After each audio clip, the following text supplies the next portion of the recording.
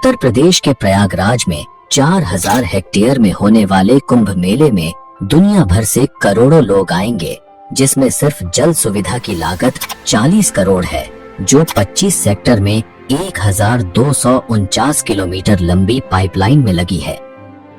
2013 में आयोजित महाकुंभ मेला अब तक का सबसे बड़ा धार्मिक आयोजन माना गया था, जिसमें करीब 12 करोड़ से अधिक श्रद्धालु शामिल हुए थे। लेकिन 144 साल बाद होने वाले इस महाकुंभ की भव्यता उससे भी कहीं अधिक होने वाली है। देश विदेश से 40 करोड़ से ज्यादा श्रद्धालुओं के आने की उम्मीद है और इसकी विशालता का अंदाजा इसी बात से लगाया जा सकता है कि इसका अनुमानित बजट 6382 करोड़ रुपए है। भारतीय अंतरिक्ष एजेंसी इसरो का कहना है कि कुंभ मेला इतना विशाल और भव्य होता है कि इसे अंतरिक्ष से भी देखा जा सकता है। लेकिन आपके मन में यह सवाल जरूर उठता होगा कि यह इतना विशाल और प्राचीन आयोजन आखिर शुरू कहां से हुआ और इसके पीछे का इतिहास क्या है? क्या इसका उल्लेख भारतीय वेदों, पुराणों और धर्म ग्रंथों में मिलता है, या फिर इसके पीछे कोई और गहरी और रहस्यमयी कहानी छिपी है? और सबसे रोचक बात यह है कि कुंभ के शाही स्नान का पहला अधिकार केवल नागा साधुओं को दिया जाता है, जबकि अन्य साधु संतों को उनके बाद स्नान करने का अवसर मिलता है। इस विशेष परंपरा के पीछे छिपा है एक अद्भुत इतिहास जो नागा साधुओं को इतना विशिष्ट और सम्माननीय बनाता है।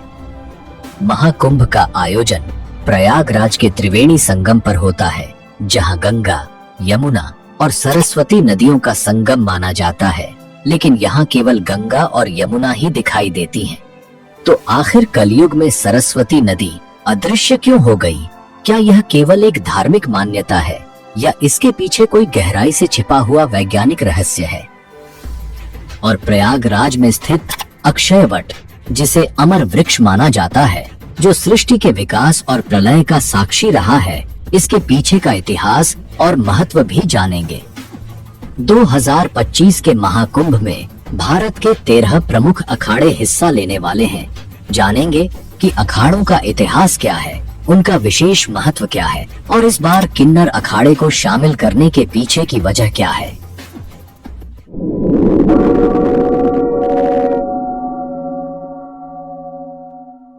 इन सभी सवालों का जवाब और महाकुंभ के अनसुने रहस्यों की परतें इस डॉक्यूमेंट्री में हम आपके सामने खोलेंगे। तो जुड़े रहिए हमारे साथ, क्योंकि यह केवल एक मेला नहीं बल्कि है आस्था, इतिहास और संस्कृति का संगम।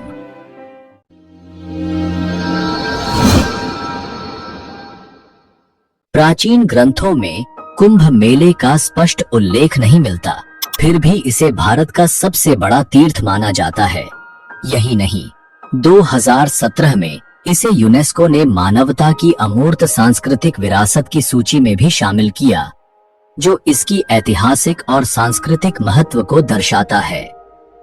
कुंभ संस्कृत का ऐसा शब्द है जिसका अर्थ होता है कलश या घड़ा।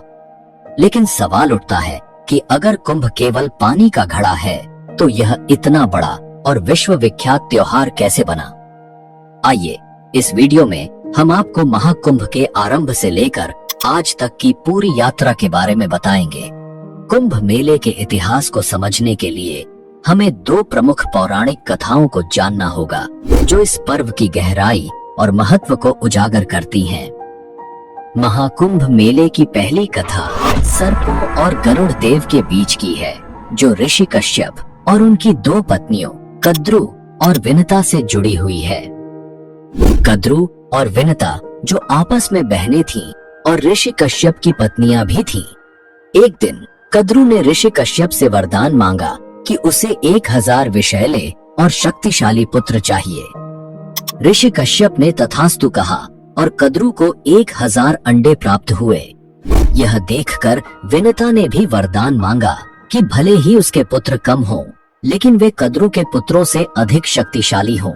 कश्यप ने उन्हें भी तथास्तु कहा और विनता को 2 बड़े अंडे प्राप्त हुए। समय बीतने के साथ कद्रू के 1000 अंडे फूट गए और उनमें से सांप उत्पन्न हुए जिन्हें सर्पों की मां माना गया। दूसरी ओर विनिता के अंडे नहीं फूट रहे थे और अधीरता में उन्होंने एक अंडा समय से पहले फोड़ दिया। उसमें से एक अधूरा प्राणी निकला जिसका शरीर कमर तक ही विकसित था। वह गुस्से में बोला, माँ, आपने मेरे साथ यह अन्याय किया, लेकिन कृपया दूसरे अंडे के साथ ऐसा मत कीजिएगा। वह प्राणी उड़ गया और उसका नाम अरुण रखा गया। आगे चलकर वह सूर्यदेव का सारथी बना। एक दिन कद्रू और विनता ने सूर्यदेव के सफेद घोड़े को देखकर शर्त लगाई। विनता ने कहा कि यह घोड़ा पूरी तरह सफेद है, जबकि कद्रू ने कहा कि उसकी पूंछ काली है। यह शर्त प्रतिष्ठा पर आ गई और तय हुआ कि जो भी हार जाएगा उसे दासी बनना पड़ेगा। कद्रू ने अपने नागपुत्रों से कहा कि वे सूक्ष्म रूप धारण कर घोड़े की पूंछ से चिपक जाएं ताकि वह काली दिखाई दे। नागों ने ऐसा ही किया और कद्रू शर्त जीत गई। विनता को हार मानकर दासी बनना पड़ा। कुछ समय बाद विनता के दूसरे अंडे से एक शक्तिशाली प्राणी निकला जिसका चेहरा गरुड़ पक्षी जैसा था और शरीर मनुष्य जैसा। उसका नाम गरुड़ रखा गया। जब गरुड़ ने देखा कि उसकी मां विनता कद्रू और उनके 1000 सर्प पुत्रों की दासी बन चुकी है, तो उसने अपनी मां को मुक्त कराने का संकल्प लिया। गरुड़ ने सर्पों से विनता को मुक्त करने का उपाय पूछा। सर्पों ने कहा, अगर तुम वैकुंठ से अमृत कलश लाकर हमें दे दो तो हम तुम्हारी माँ को मुक्त कर देंगे। गरुड़ ने यह शर्त मान ली। वैकुंठ धाम पहुंचकर गरुड़ ने अमृत कलश प्राप्त किया। देवताओं ने उन्हें रोकने की कोशिश की, लेकिन गरुड़ अपनी अद्वितीय शक्ति के बल पर सफल रहे। विष्णु जी ने गरुड़ को रोका और उनसे पूछा, तुम इस कलश को क्यों ले जा रहे हो, जबकि इसे खुद ग्रहण नहीं कर रहे? गरुड़ ने अपनी मां को मुक्त कराने की व्यथा सुनाई। विष्णु जी ने गरुड़ से कहा, अगर मैं तुम्हें यह कलश ले जाने दूं, तो तुम हमेशा के लिए मेरे वाहन बनोगे? गरुड़ ने इस शर्त को स्वीकार कर लिया। गरुड़ ने अमृत कलश सर्पों के पास पहुंचाया, लेकिन विष्णु जी ने अपनी मायावी शक्ति से अमृत कलश को वहां से गायब कर दिया। गरुड़ ने अपनी मां को दासत्व से मुक्त कराया। इस यात्रा के दौरान गरुड़ पर इंद्र ने कई बार हमला किया, लेकिन वे असफल रहे। अमृत कलश से अमृत की कुछ बूंदें हरिद्वार, प्रयागराज, उज्जैन और नासिक पर गिरी। यही कारण है कि इन 4 पवित्र स्थलों पर कुंभ मेले का आयोजन होता है। लेकिन आगे बढ़ने से पहले इस वीडियो को एक लाइक करके चैनल को सब्सक्राइब जरूर कर लीजिए, क्योंकि ये आपके लिए 1 सेकंड का काम है, लेकिन इससे हमारी काफी बड़ी मदद होती है। महाकुंभ से जुड़ी सबसे लोकप्रिय कथा है समुद्र मंथन की, जिसे देवताओं और असुरों के बीच हुआ एक महान प्रयास माना जाता है। विष्णु पुराण के अनुसार एक बार दुर्वासा ऋषि ने एक दिव्य माला बनाई और इसे देवराज इंद्र को भेंट किया, लेकिन इंद्र अपने अहंकार में डूबे हुए उस माला को अपने ऐरावत हाथी के मस्तक पर रख दिया। ऐरावत ने वह माला जमीन पर गिरा दी और अपने पैरों से कुचल डाला। महर्षि दुर्वासा ने इसे अपना अपमान समझा और क्रोधित होकर इंद्र को शाप दे दिया कि उनका वैभव नष्ट हो जाएगा और सभी देवता अपनी शक्तियां खो देंगे। इस शाप के बाद देवता कमजोर हो गए और असुरों से पराजित हो गए। अपने वैभव और शक्तियों को पुनः प्राप्त करने के लिए ब्रह्मा जी ने देवताओं को सुझाव दिया कि वे असुरों के साथ मिलकर समुद्र मंथन करें। इस मंथन से अमृत निकलेगा, जिसे ग्रहण कर वे अमर हो जाएंगे। यह बात जब देवताओं ने असुरों के राजा बलि को बताई, तो वे भी समुद्र मंथन के लिए तैयार हो गए। वासुकी नाग की नेति बनाई गई और मंदराचल पर्वत की सहायता से समुद्र मंथन सावन के महीने में ही किया गया। अमृत का कुंभ यानी कलश मिलते ही असुरों और देवों में युद्ध हो गया। वामन पुराण के अनुसार आचार्य बृहस्पति ने इंद्र के पुत्र जयंत को संकेत दिया कि वह अमृत कुंभ लेकर भाग जाए। दैत्यों ने उसका पीछा 12 दिन तक किया, जो कि 12 वर्षों के बराबर था। युद्ध के समय अमृत कुंभ से त्रिलोक के 12 स्थानों पर अमृत की बूंदें गिरी। इनमें से 8 स्थान देवलोक में और 4 स्थान पृथ्वीलोक पर स्थित हैं: हरिद्वार, प्रयागराज, उज्जैन और नासिक। यही वह पवित्र स्थान है जहां अमृत की बूंदों के कारण कुंभ मेले का आयोजन शुरू हुआ। लेकिन कहानी का सबसे अहम हिस्सा अभी बाकी है, जिसे जानना आपके लिए बेहद जरूरी है। श्रीमद् भागवत पुराण के सागर 6 प्रसंग में कुंभ विवरण के अनुसार सागर के 14 रत्न निकले थे, जिनमें सबसे पहले हलाहल या कालकूट विष निकला। इस विष की ज्वाला इतनी तीव्र थी कि सभी देवता और दानव इससे जलने लगे थे। तब भगवान शिव ने देवता, दानव और समस्त सृष्टि की रक्षा के लिए इसे खुद पी लिया। विष की तीव्र जलन के कारण शिवजी का कंठ नीला पड़ गया, इसीलिए शिवजी का एक नाम नीलकंठ पड़ा। विष की ज्वाला को कम करने के लिए सभी देवताओं और दानवों ने शिवजी को शीतल जल चढ़ाया। इसके बाद उनके शरीर का ताप और जलन कम हुआ। यही कारण है कि सावन में शिवजी का जलाभिषेक किया जाता है। ऐसा कहा जाता है कि जब शिवजी ने समुद्र मंथन से निकले हलाहल विष को ग्रहण किया तो उसकी कुछ बूंदें धरती पर गिर गईं। जिन घास की पत्तियों पर ये बूंदें गिरीं, उन्हें सांप ने चाट लिया, जिससे सांप की जीभ बीच से कट गई। वहीं कुछ विष की बूंदों को बिच्छुओं और अन्य विषैले जीवों ने भी ग्रहण कर लिया। इसी कारण ये जीव जहरीले हो गए।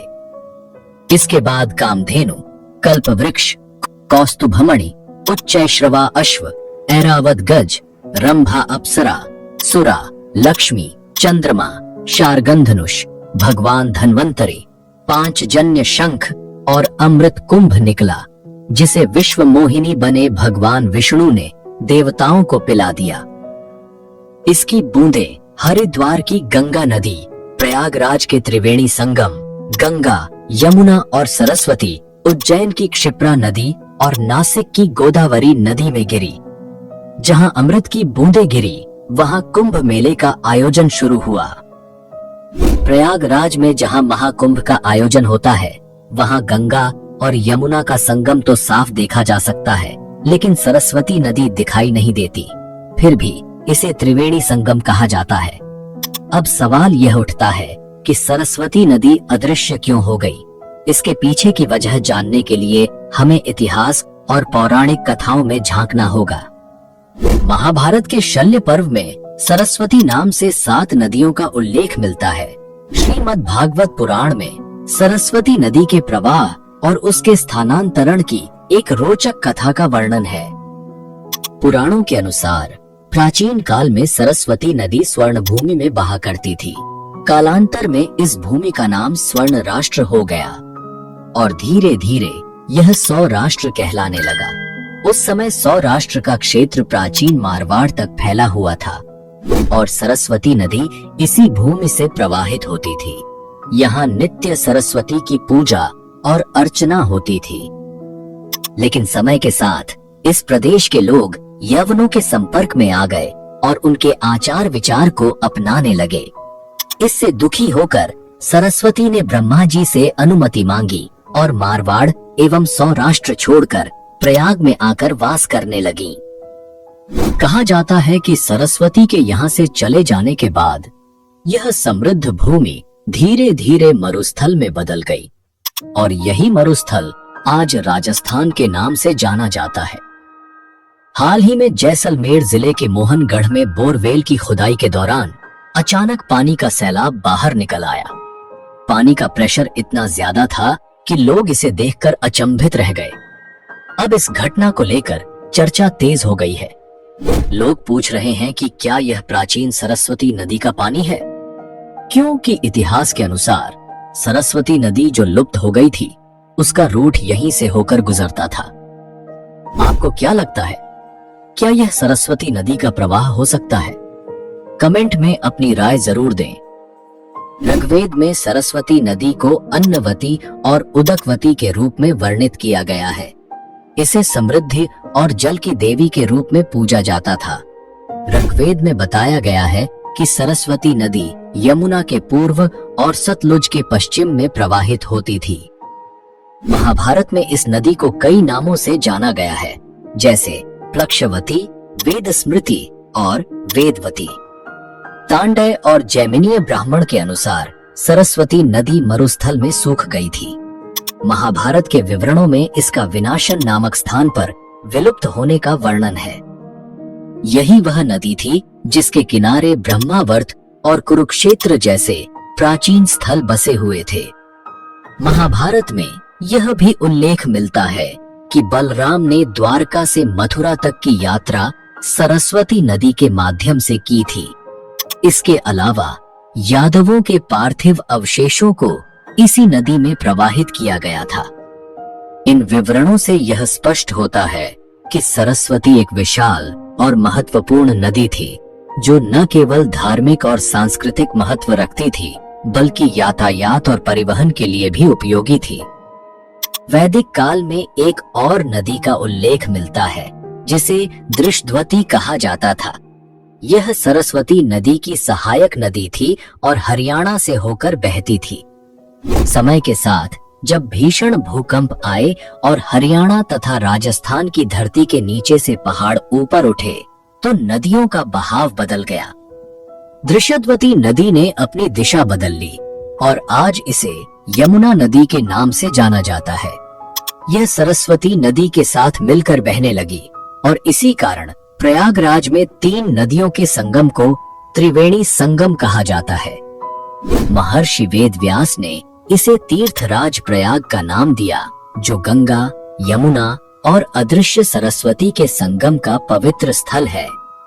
यह स्थान न केवल धार्मिक बल्कि ऐतिहासिक और सांस्कृतिक दृष्टि से भी अद्वितीय है।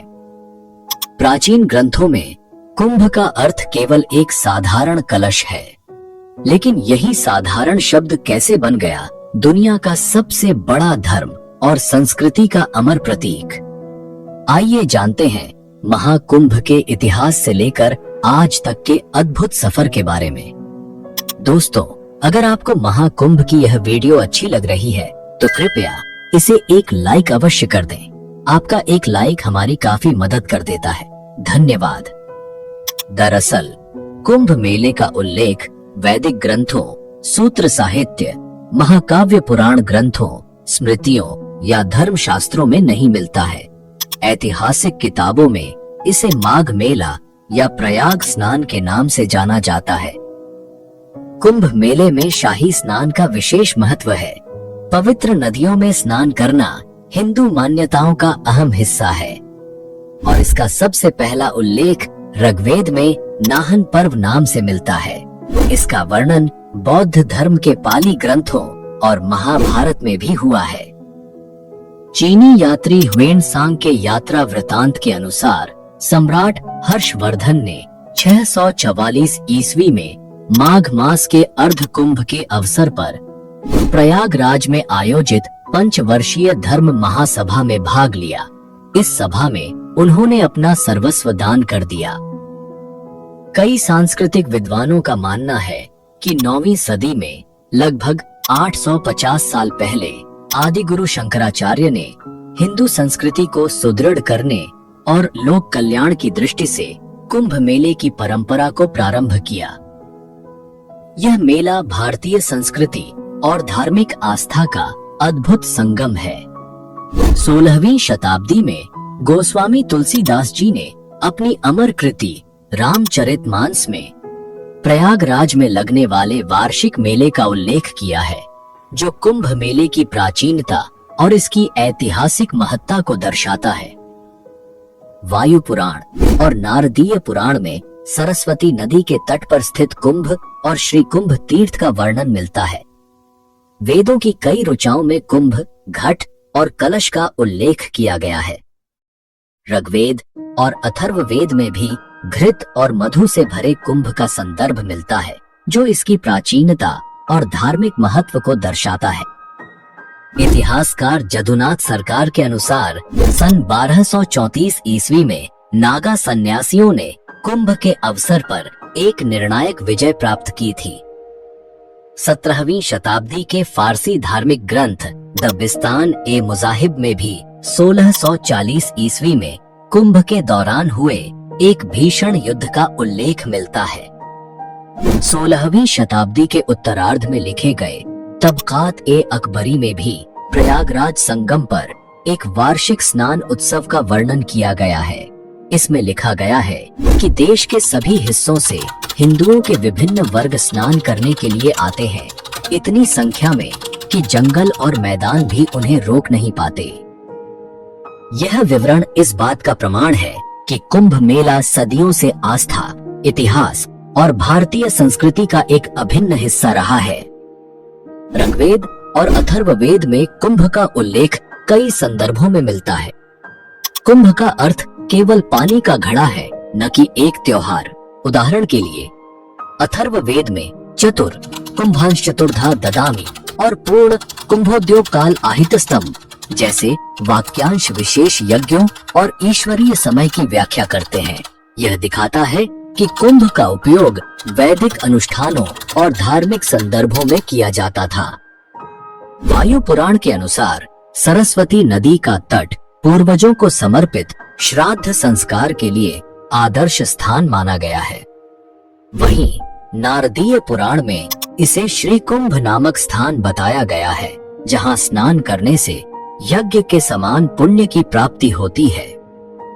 इन पौराणिक ग्रंथों में कुंभ का उल्लेख हमें इसकी प्राचीन धार्मिक और सांस्कृतिक महत्ता को समझने का अवसर देता है।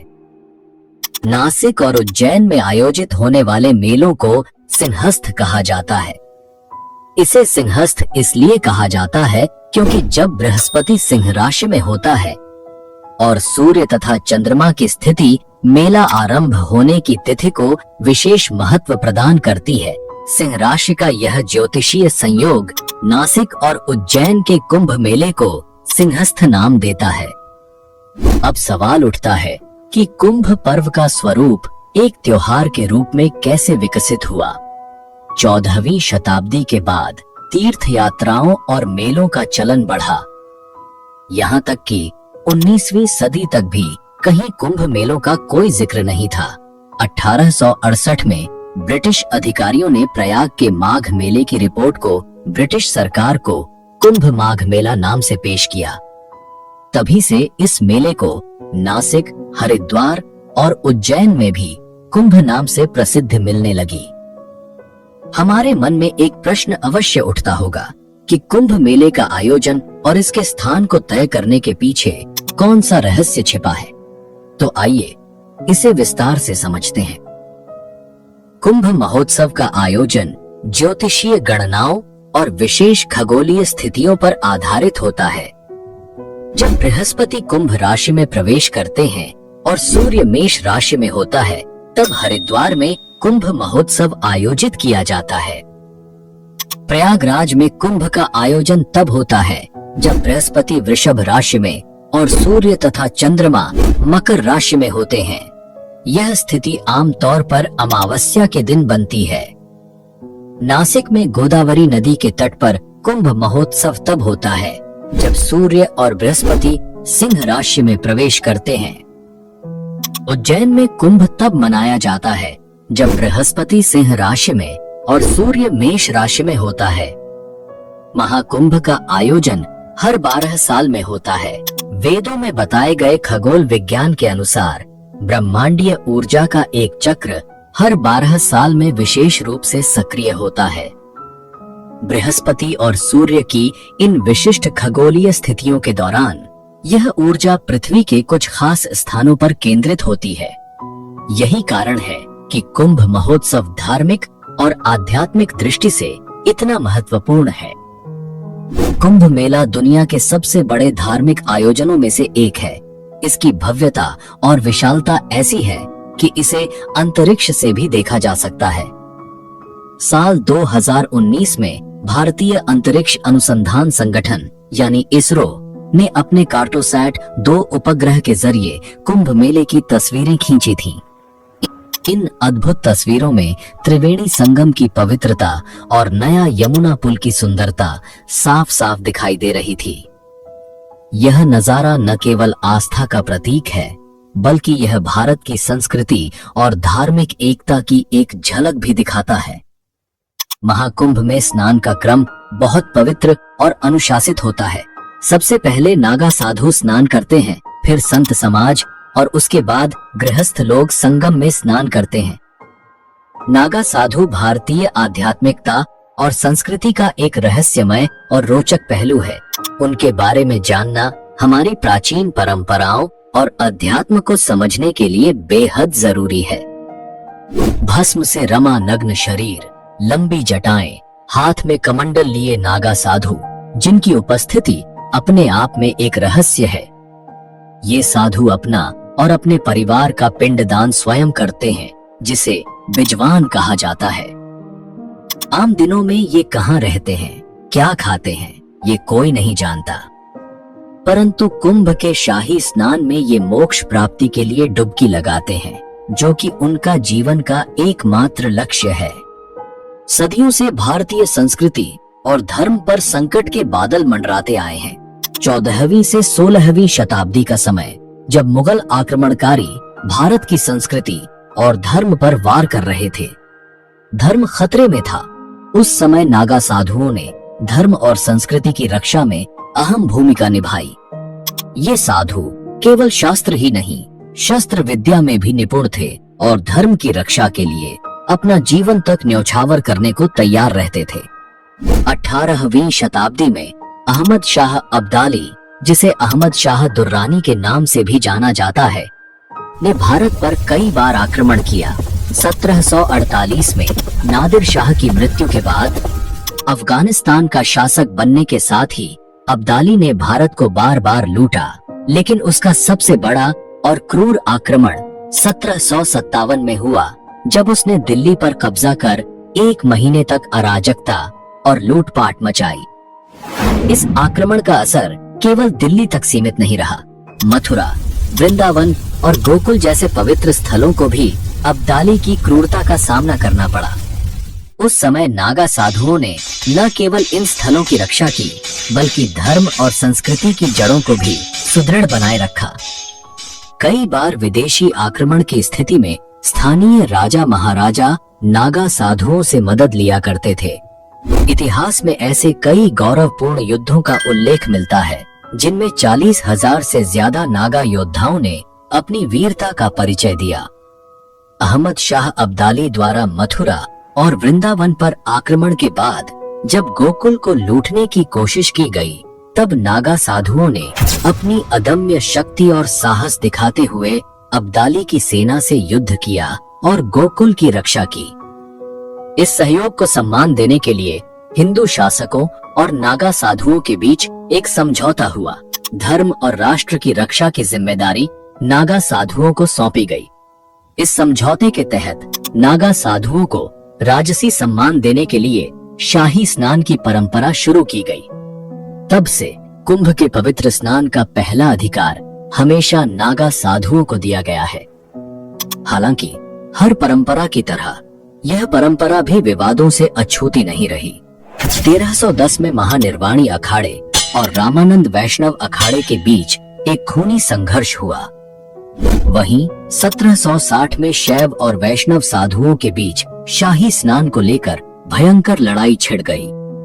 इन विवादों को रोकने के लिए अंग्रेजों ने अखाड़ों के स्नान का क्रम तय किया। यह अनुशासन आज भी कुंभ मेले की परंपरा का हिस्सा है। इसीलिए महाकुंभ में सबसे पहले नागा साधु शाही स्नान करते हैं।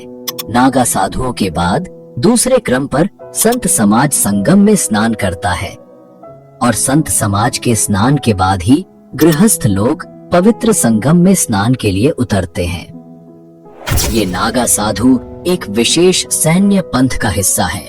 उनके पास त्रिशूल, तलवार, शंख और चिलम जैसी वस्तुएं होती हैं, जो उनके सैन्य दर्जे और परंपरा को दर्शाती हैं।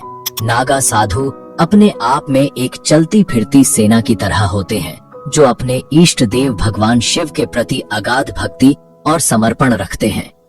नागा साधुओं की दीक्षा प्रक्रिया केवल कुंभ के दौरान प्रयागराज, हरिद्वार, नासिक और उज्जैन में होती है।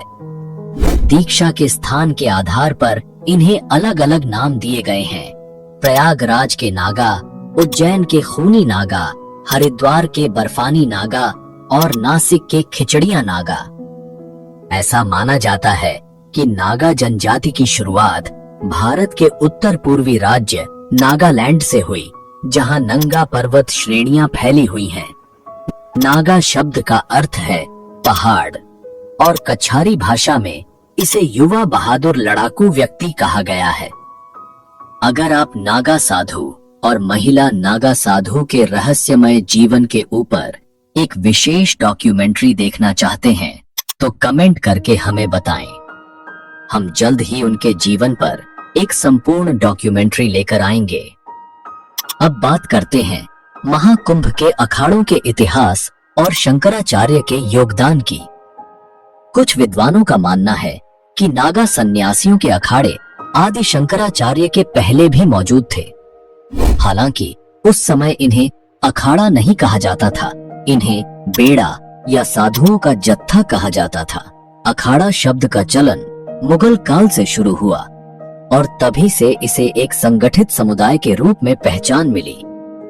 अखाड़ों को समझने के लिए हमें आदि शंकराचार्य के योगदान को जानना होगा, क्योंकि उन्होंने ही अखाड़ों की स्थापना का विचार प्रस्तुत किया था। 7वीं शताब्दी में विदेशी आक्रमणकारी भारत की समृद्धि से आकर्षित होकर यहाँ आते थे। कुछ धन संपत्ति लूटकर चले जाते, तो कुछ भारत की आध्यात्मिक आभा से प्रभावित होकर यहीं बस जाते। लेकिन इस दौरान भारत की शांति व्यवस्था और सनातन धर्म कमजोर पड़ने लगा। धर्मशास्त्रों और ईश्वर पर तर्क होने लगे और शास्त्रों को चुनौती दी जाने लगी।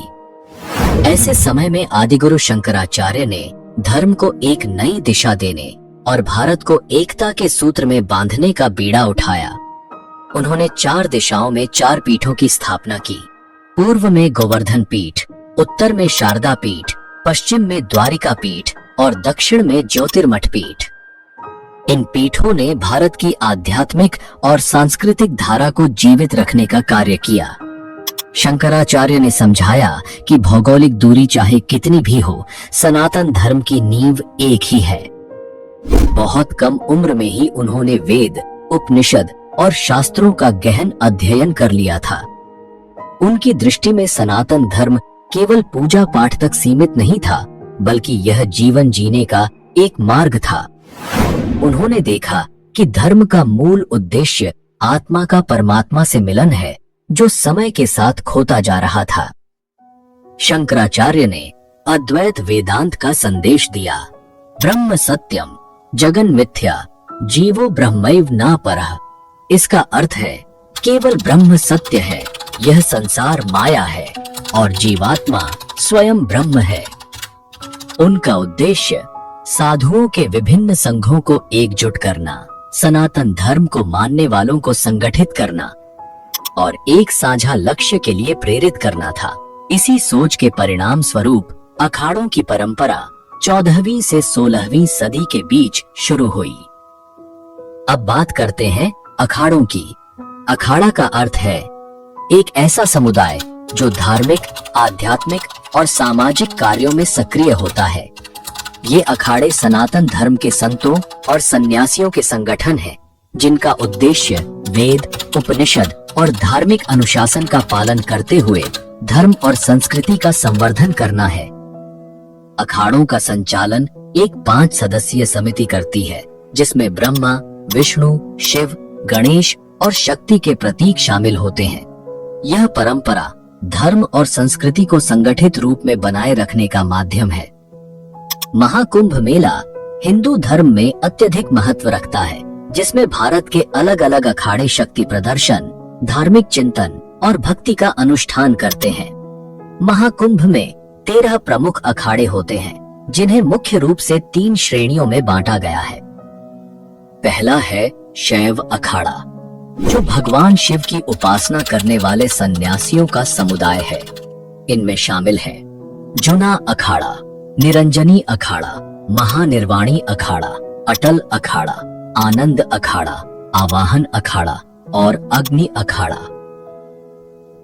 दूसरा है वैष्णव अखाड़ा, जो भगवान विष्णु और उनके अवतारों की आराधना करते हैं। इनमें 3 अखाड़े आते हैं: निर्वाणी अखाड़ा, दिगंबर अखाड़ा और निर्मोही अखाड़ा।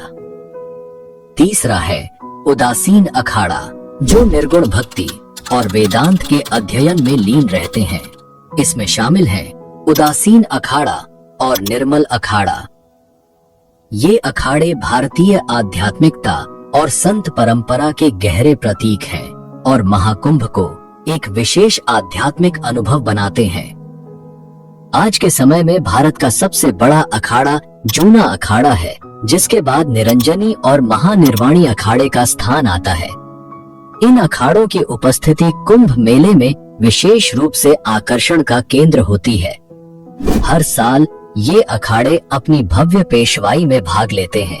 इस जुलूस में आचार्य महामंडलेश्वर और महंत रथों पर सवार होते हैं, जबकि नागा साधु अपने घोड़ों पर चलते हुए शक्ति और परंपरा का प्रदर्शन करते हैं। पेशवाई का अर्थ होता है आश्रम से मेला क्षेत्र में अखाड़ों का प्रवेश, और यह कुंभ मेले के शुभारंभ का प्रतीक होता है। हालांकि इस बार कुंभ मेले में दोनों अनुष्ठान यथावत रहेंगे, लेकिन इनके नाम बदल दिए गए हैं। अब शाही स्नान को राजसी स्नान या कुंभ अमृत स्नान के नाम से जाना जाएगा और पेशवाई का नया नाम कुंभ मेला छावनी प्रवेश यात्रा रखा गया है। इन परिवर्तनों के साथ कुंभ मेले की परंपराएं अपनी आधुनिक पहचान और गरिमा को बनाए रखते हुए जारी रहेंगी। 2015 में पहली बार किन्नर समुदाय ने कुंभ में हिस्सा लिया और अब 2025 में लक्ष्मी नारायण अखाड़े के नेतृत्व में किन्नर समुदाय महाकुंभ का हिस्सा बनेगा। यह कदम महाकुंभ के आह्वान का प्रतीक है, समानता का संदेश, जहां कोई भेदभाव नहीं होता। इस पहल का उद्देश्य उन किन्नरों को धर्म और समाज से जोड़ना है जिन्हें अक्सर तिरस्कार भरी नजरों से देखा जाता है। महाकुंभ 2025 में अर्धनारीश्वर धाम के नाम से एक शिविर लगाया जाएगा, जो किन्नर समुदाय के लिए धार्मिक आस्था और सम्मान का केंद्र बनेगा। कुंभ के दौरान अखाड़ों की प्रमुख गतिविधि शाही स्नान होती है। ऐसा माना जाता है कि इस पवित्र स्नान से मनुष्य के सारे पाप धुल जाते हैं और उसे मोक्ष की प्राप्ति होती है। महाकुंभ 2025 एक ऐसा धार्मिक और आध्यात्मिक अनुभव होगा जिसे शब्दों में बयां करना मुश्किल है। इस आयोजन की शुरुआत 13 जनवरी को पौष पूर्णिमा से होगी। इसके बाद मकर संक्रांति, मौनी अमावस्या, बसंत पंचमी, माघी पूर्णिमा और महाशिवरात्रि जैसे पवित्र पर्व 45 दिनों के अंतराल में मनाए जाएंगे। इस महायज्ञ में करीब 40 करोड़ श्रद्धालुओं के शामिल होने की संभावना है। गंगा की पवित्र धाराओं के बीच गूंजते जयकारों की आवाजें, सोने चांदी से सजी चमचमाती पालकियां और आकाश में उठती धुएं की लकीरें, ऐसा अद्भुत दृश्य केवल महाकुंभ में देखने को मिलता है। सुबह के 4 बजे से ही गंगा की लहरें और ठंडी हवाएं मानो खुद देवताओं के स्वागत का इंतजार कर रही हों। शरीर पर भभूत, हाथों में पारंपरिक अस्त्र शस्त्र और आंखों में अनंत भक्ति का तेज लिए सबसे पहले नागा साधु घाट की ओर बढ़ते हैं और शाही स्नान का शुभारंभ करते हैं। उनके बाद ही अन्य श्रद्धालुओं को स्नान की अनुमति मिलती है। अब बात करते हैं उस अक्षय वट की, जिसे अमर वृक्ष भी कहा जाता है। पौराणिक कथाओं के अनुसार प्रयाग में स्नान के बाद जब तक अक्षय वट का पूजन एवं दर्शन नहीं किया जाता, तब तक पूर्ण लाभ नहीं मिलता। यह दिव्य वृक्ष प्रयागराज के मुगल सम्राट अकबर के किले के अंदर पातालपुरी मंदिर में स्थित है और इसे सबसे प्राचीन मंदिरों में से एक माना जाता है। अक्षय वट का उल्लेख पुराणों में भी मिलता है। यह सृष्टि के विकास और प्रलय का साक्षी रहा है। इसके नाम से ही स्पष्ट है कि इसका कभी नाश नहीं होता। मान्यता है कि माता सीता ने इसे आशीर्वाद दिया था कि प्रलय के समय जब सब कुछ नष्ट हो जाएगा, तब भी यह वृक्ष हरा भरा रहेगा। कहा जाता है कि बाल रूप में श्री कृष्ण इसी वट वृक्ष पर विराजमान हुए थे बाल मुकुंद रूप में श्री हरि इस पवित्र वृक्ष के पत्ते पर शयन करते हैं। इसका उल्लेख कालिदास के रघुवंश और चीनी यात्री ह्वेनसांग के यात्रा विवरण में भी मिलता है। शालिग्राम श्रीवास्तव की पुस्तक प्रयाग प्रदीप में भी अक्षय वट का जिक्र है। ह्वेनसांग ने अपने विवरण में लिखा कि प्रयागराज में एक देव मंदिर स्थित है, जिसके आंगन में एक विशाल वट वृक्ष है, जिसकी शाखाएं और पत्तियां दूर दूर तक फैली हुई हैं। पौराणिक और ऐतिहासिक प्रमाणों के अनुसार मोक्ष प्राप्ति के लिए श्रद्धालु इस वट की ऊंची डालों से कूद जाया करते थे, लेकिन मुगल शासकों ने इस परंपरा को खत्म कर दिया और आम तीर्थ यात्रियों के लिए भी अक्षय वट के दर्शन पर प्रतिबंध लगा दिया। ऐसा भी कहा जाता है कि यहाँ ब्रह्मा जी द्वारा स्थापित शूलटंकेश्वर शिवलिंग भी है, जिस पर अकबर की पत्नी जोधाबाई जलाभिषेक करती थी। यह भी मान्यता है कि अक्षय वट के नीचे से अदृश्य सरस्वती नदी बहती है। संगम स्नान के बाद अक्षय वट का दर्शन और पूजन करने से वंश वृद्धि से लेकर धन धान्य की संपूर्णता तक की मनोकामनाएं पूरी होती हैं। दोस्तों, अगर आपको महाकुंभ की यह डॉक्यूमेंट्री अच्छी लग रही है तो कृपया अपना अनुभव कमेंट में जरूर बताइए और हमारे चैनल को सब्सक्राइब करना ना भूलें। इससे हमारी टीम को काफी मदद मिलती है और हमें ऐसे ही बेहतरीन कंटेंट आपके लिए लाने की प्रेरणा मिलती है। महाकुंभ के गौरवशाली इतिहास में एक विशेष घटना 1954 में घटित हुई, जब भारत के पहले राष्ट्रपति डॉक्टर राजेंद्र प्रसाद ने प्रयागराज में कुंभ मेला के दौरान कल्पवास किया। उनके लिए विशेष रूप से किले की छत पर एक कैंप स्थापित किया गया, जिसे आज प्रेसिडेंट व्यू के नाम से जाना जाता है। तो आपके मन में सवाल जरूर उठता होगा कि कल्पवास क्या होता है और कुंभ मेले में इसका इतना महत्व क्यों है। आइए जानते हैं इसके बारे में। धार्मिक मान्यताओं के अनुसार जब सूर्य मकर राशि में प्रवेश करते हैं तो प्रयागराज में शुरू होने वाले कल्पवास में एक कल्प का पुण्य मिलता है। शास्त्रों के अनुसार कल्प का अर्थ है ब्रह्मा जी का एक दिन। रामचरितमानस और महाभारत जैसे कई ग्रंथों में कल्पवास का महत्व वर्णित है। कल्पवास एक कठिन साधना है। इसके दौरान व्यक्ति को अपनी इच्छाओं पर नियंत्रण रखना पड़ता है। 1 माह तक चलने वाले कल्पवास के दौरान कल्पवासी को जमीन पर सोना होता है। उन्हें एक समय का आहार या निराहार रहना पड़ता है। साथ ही दिन में 3 बार गंगा स्नान करना अनिवार्य होता है। कल्पवास शुरू करने के बाद इसे 12 वर्षों तक जारी रखना होता है। इस दौरान साफ सुथरे पीले और सफेद कपड़े पहनने का विशेष महत्व है। कल्पवास के पहले दिन कल्पवासी अपने टेंट के पास जौ के बीज बोते हैं और एक तुलसी का पौधा लगाते हैं। महीने भर में जौ के छोटे छोटे पौधे उगाते हैं, जिन्हें जाते समय गंगा जी में प्रवाहित किया जाता है। साथ ही तुलसी के पौधे को रोज गंगा जल से सींचा जाता है। ऐसा माना जाता है कि कल्पवास करने वाला व्यक्ति अगले जन्म में राजा के रूप में जन्म लेता है। साथ ही मोक्ष का संकल्प लेकर कल्पवास करने वालों को मोक्ष की प्राप्ति होती है। महाकुंभ 2025 आस्था, परंपरा और भक्ति का यह महासंगम एक बार फिर इतिहास रचने वाला है। अब जानते हैं कुंभ कितने प्रकार के होते हैं और इसका आयोजन किस आधार पर किया जाता है। सबसे पहले आता है महाकुंभ मेला। समस्त कुंभ मेलों में सबसे श्रेष्ठ है महाकुंभ। इसकी सबसे बड़ी खासियत यह है कि यह मेला 2 शताब्दियों में केवल एक बार आयोजित होता है। महाकुंभ का आयोजन 144 वर्षों बाद प्रयागराज में किया जाता है। जब प्रयाग की पावन धरती पर 12 पूर्ण कुंभ पूरे हो जाते हैं, तब त्रिवेणी के तट पर महाकुंभ का भव्य आयोजन होता है। दूसरा है पूर्ण कुंभ मेला। पूर्ण कुंभ मेला हर 12 साल में एक बार आयोजित होता है। यह भारत के 4 पवित्र स्थानों प्रयागराज, हरिद्वार, नासिक और उज्जैन में मनाया जाता है।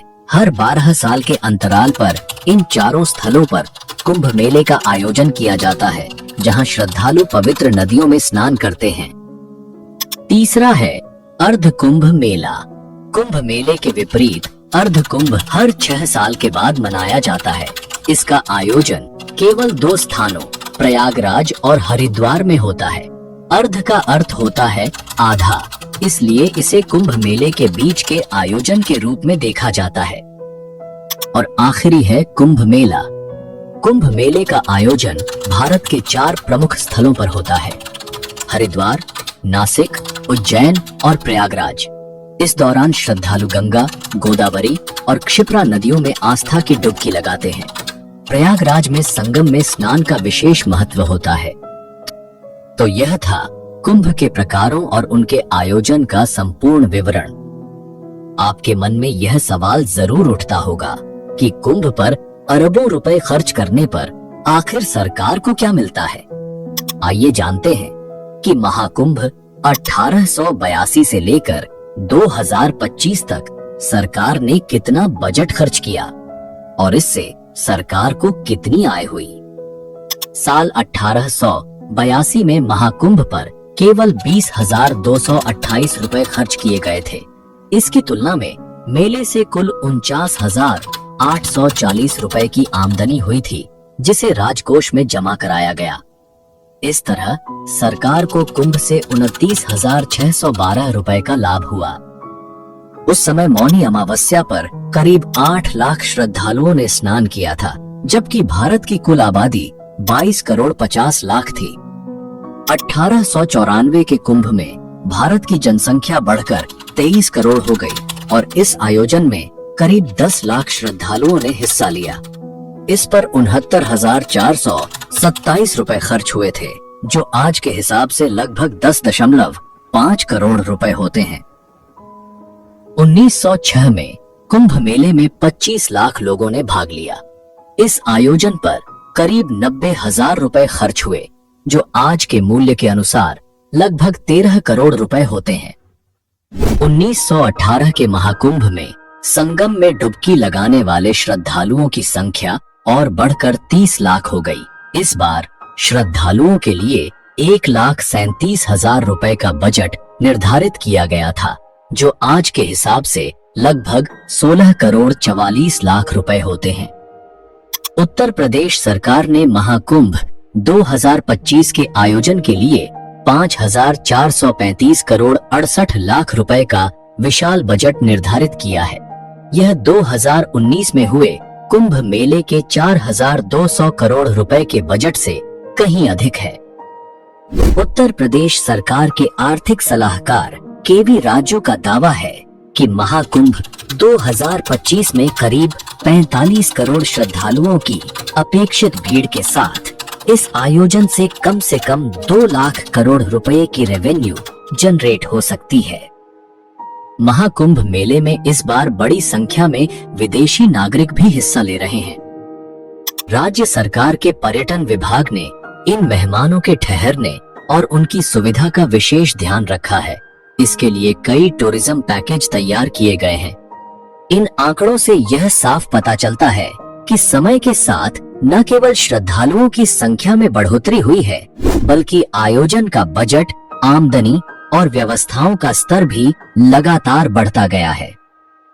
13 जनवरी से शुरू होने वाला महाकुंभ 26 फरवरी तक यानी 45 दिनों के लिए रहेगा। इससे आप अंदाजा लगा सकते हैं कि यह विश्व स्तर का एक विशाल आयोजन है। अगर आपको हिंदुस्तान में रहने का सौभाग्य मिला है, तो आपको इस महाकुंभ में एक बार जरूर जाना चाहिए। यहाँ आपको एक अलग ही दिव्य ऊर्जा महसूस होगी। इतनी ठंड और भीड़ में भी त्रिवेणी संगम पर शाही स्नान करने के लिए लोग संकोच नहीं करते। यहाँ की पॉजिटिव एनर्जी विदेश से आए लोगों ने भी महसूस की है, इसीलिए वे बार बार महाकुंभ में आना चाहते हैं। अगर यह वीडियो देखकर आपको कुछ नया जानने को मिला हो या हमारी वीडियो अच्छी लगी हो, तो इसे जरूर लाइक करें और अपने दोस्तों और परिवार के साथ शेयर करें। और हाँ, चैनल को सब्सक्राइब करना मत भूलिएगा, क्योंकि अगली वीडियो इससे भी खास है। मिलते हैं एक नई डॉक्यूमेंट्री के साथ। तब तक के लिए धन्यवाद। जय हिंद, जय भारत।